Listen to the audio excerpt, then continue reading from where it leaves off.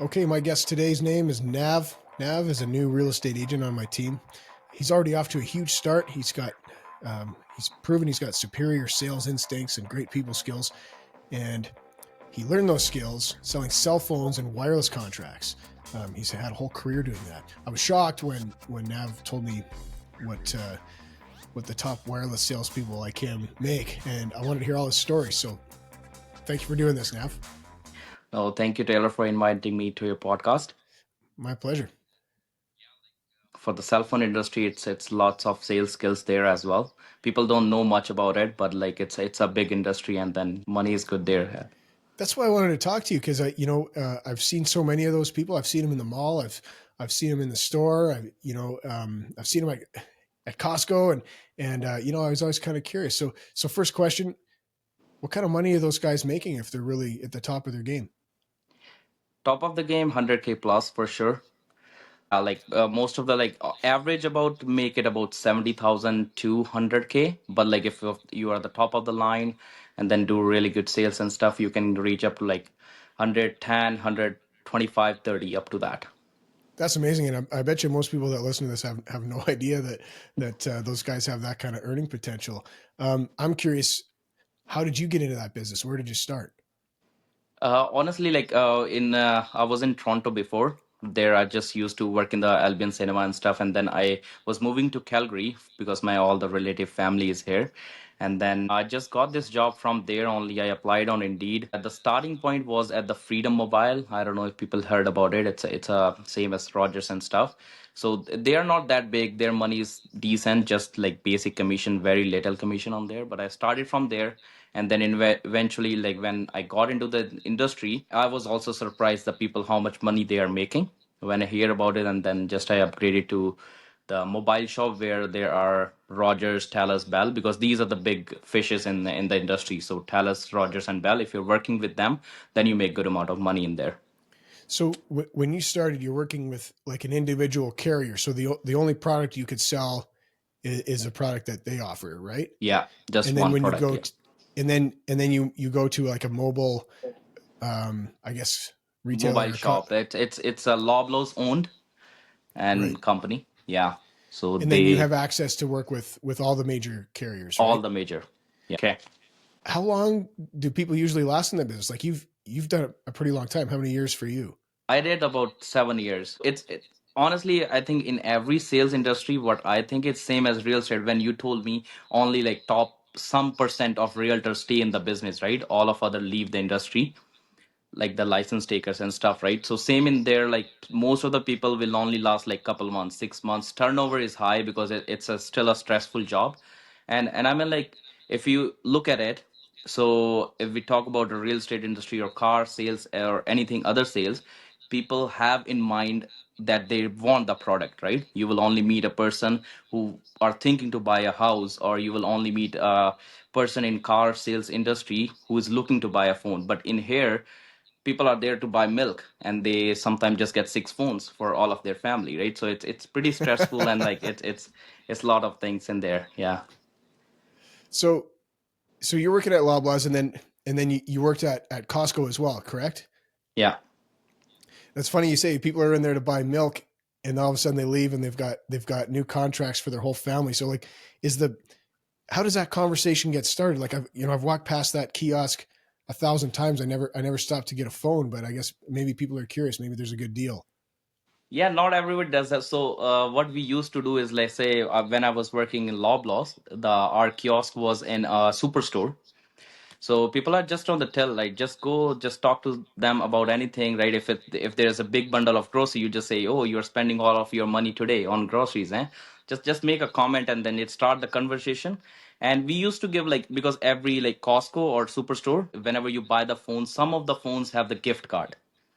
So how we start the conversation is that, hey, like if you want, I just need your 2 minutes, and you might be able to get $100 gift card to offset your groceries. And sometimes it works, right? Like people say, okay, yeah, worth checking it, right? So we just start the conversation from there, and many other ways as well. Sometimes people have questions, right? In Costco, many time it happens, people come to us as a kiosk, they ask like, where are the car batteries? and that's it. Like they ask about it, we tell them about it, but then we start the conversation, right? Which phone you have, which carriers you have, Oh, and I it love goes that. from there. Yeah. So is the money in the hardware or in the contract? Contract. So both of the things. So if you sell just a contract, it's less, but if you sell it with a device, it's a little bit more. But more of it, the money is like they have different tiers, right? So more you do the sales, right? Higher tier are you on, you make more money, double the commission, triple the commission. It's different compensation structure for different in like company. Right. So you want to upsell them to a bigger contract, bigger data plan, that sort of thing, right? No, like it doesn't matter if they are paying like $100 for a plan or $20. It's the same money for that. But yeah, more the things, more accessories you sell, protection plans, right? Device or anything, then you make more commission off that. Right. Okay. So there's Yeah, spiffs if they buy a warranty, they buy a case, yeah, that yeah, sort of thing. Good margin on yeah, that stuff, right? yeah.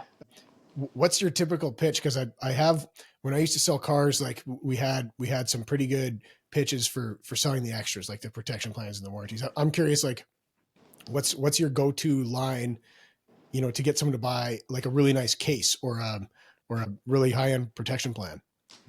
For the case, I have one thing, right? I don't ask them that do you want to look at the case or anything. I just bring the case and then put it in their phone and show it to them, right? How it, Yes. it just gives the ownership to them, right? If they have it in their hand, most likely they're gonna like it, right? Or something like that. That's the way to go when we do it at our store.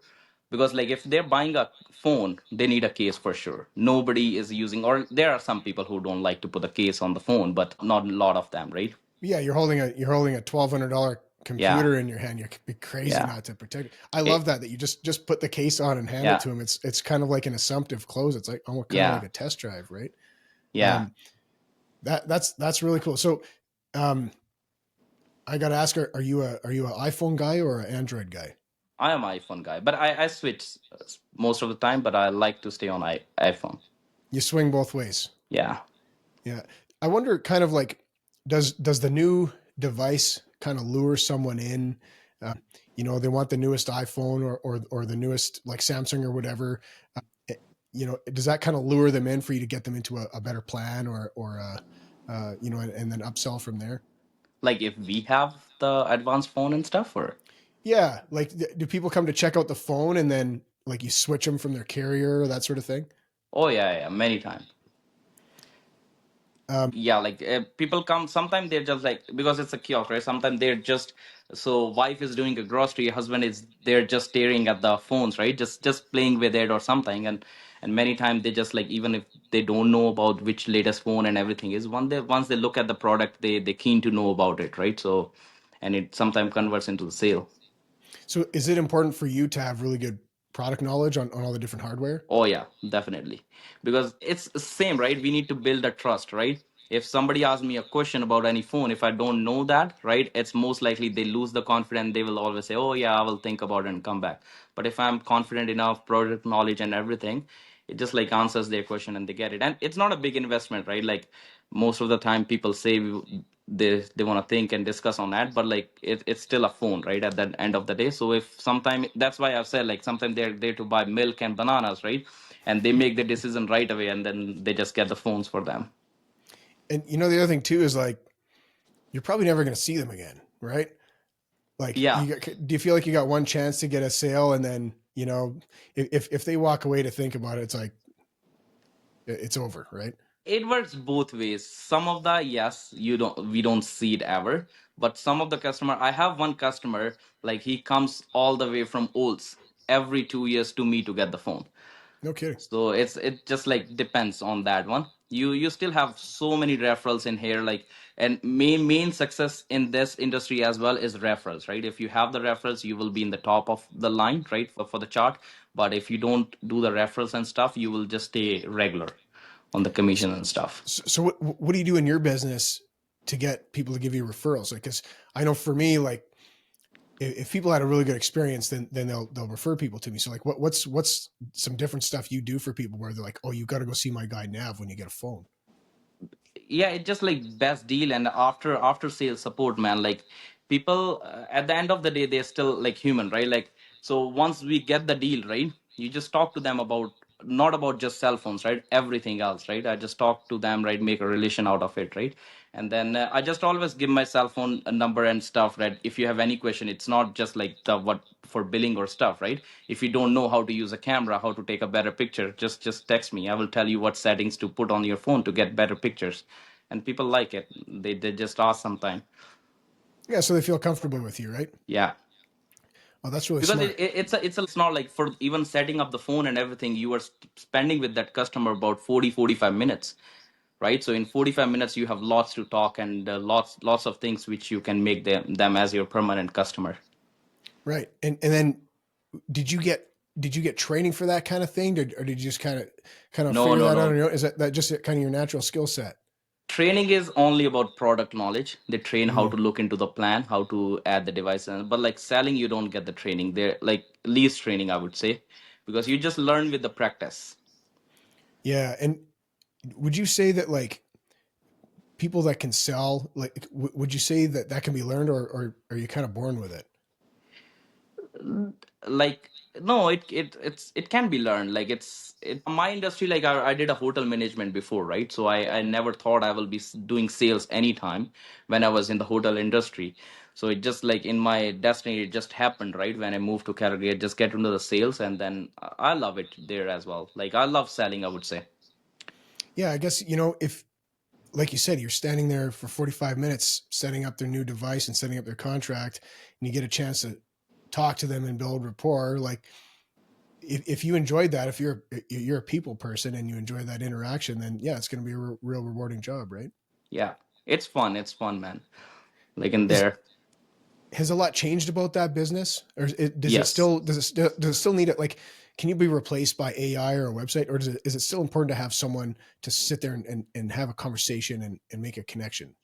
No, no, it can. I don't think so. It can be replaced by AI. It can be, but if it did, right, people like company will suffer a little bit, because always like it's out of 80% of the people, I would say, they are there to get sometime one phone, but we are able to give them three, four, right? And it's not just like push selling or something, right? 90% of the people, they don't do that daily, right? They don't know what plan they are on, right? What data and everything. There is always something better, right? If you Mm-hmm. switch from this company to that company, or which device is better for them. Like most of the people don't know, they know some things, right? They need a better camera, better battery, but there are so many product in the industry, right? Online, they can it that cannot tell you which product is right for you. Right, right, and until someone puts it in your hand and puts a Yeah. case on it. Yeah, I know, we always make a joke in this industry. If you need want to be a good salesperson, you need to be a good actor. So if you Right. know the acting, you will do the sales. So what kind of performance are you putting on for those people? It's like so what my strategy is, right? Because I like iPhone, right? 15 like Pro Max or whatever, right? Mm-hmm. Not all the people will want that one. So I always try to put myself into their shoes and act like I want to say what they want, Right. not like what I want to sell them, right? Right. Rather than you're trying not to project your own kind of No, preferences on them, never. Because because that if won't I come work, in right? Yeah. like I love my Pixel phone. I've had every Pixel phone since the first one. I'm never going to buy an Yeah. iPhone. So like, even if like you've got a better product than that, Yeah. what are you going to say to me to get me into the newest one?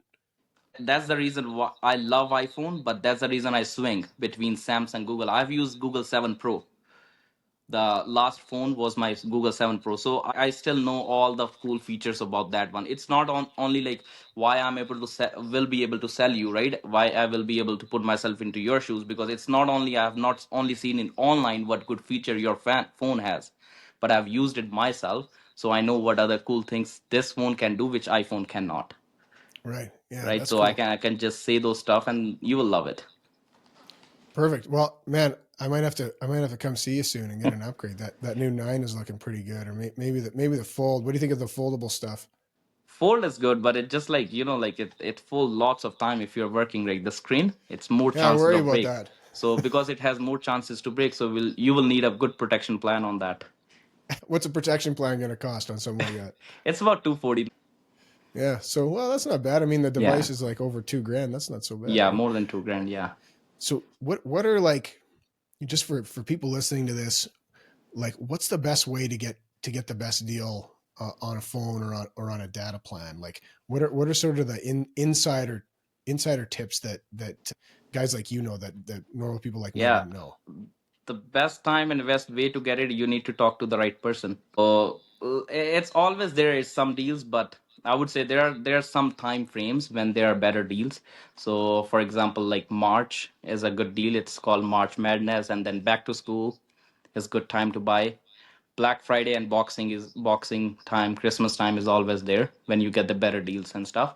And there are so many other stuff. So same as like area has their plans, right? For realtors, Yeah, that's who I'm with. right? Yeah. Special plan. It's not just the area, like so those type of plan.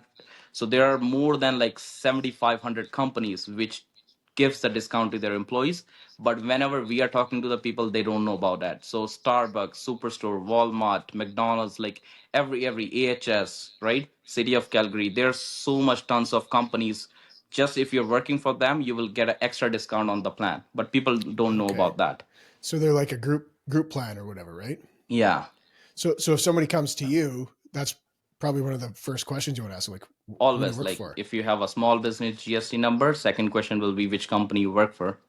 Yeah, and Yeah. then as soon as you now you tell them something they didn't, you got them a discount they didn't realize they qualified for. Now Yeah. you save them a bunch of money. You're the Yeah. hero. Always. Yeah. And then their wife's going to need a phone, and their three kids are going to need a phone too. Yeah. There are always the fights like that. Like sometimes kids are at home, wife is at home, and we are trying to sell the phone. It's fights over the phone. Oh yeah, right in front of you.